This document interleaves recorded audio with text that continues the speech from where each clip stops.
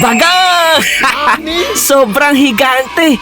Ano yan? Ba't ganyan? Guys, may makikipag-trade sa akin pro player dito sa Grow a Garden. Since malapit na trading, gusto niya rin kunin ang Mega T-Rex na nasa likuran natin. Sasampulan niya daw tayo nang hindi nangi-scam.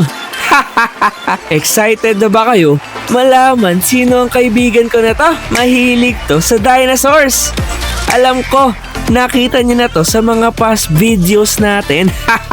By the way, papasad mo here, papuso naman ang video, at pa-follow. Need ko ng advice nyo ha, kung win ba tayo or lose. Trade ko na kasi itong Mega Titanic T-Rex natin. Guys, may nag-offer 1 of 1 pet. 105 kilo Triceratops! Wala pa akong nakita nito kahit kailan na ganito kalaki nga ni. Umaabot ng 105 kilo Triceratops? Wow! Heto guys, bagang! Sobrang higante!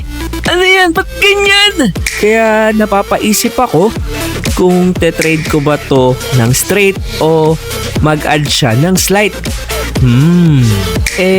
Higante naman T-Rex natin pero 75 kilo ito. Gusto ko kasi ng 100 kilo. Nya! Kaya parang nagdadalawang isip ako ngani. Bahala na si Batman. G daw ba tayo? Pwede naman.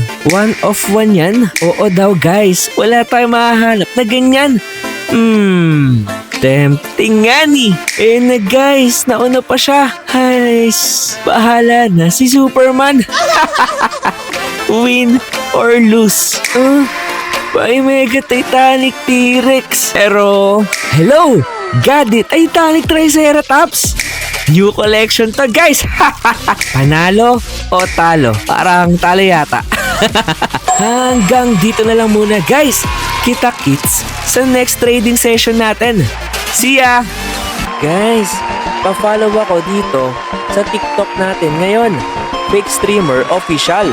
Papuso naman dyan at pa-follow. Excited na akong gumawa ng mga ganitong videos para sa inyo.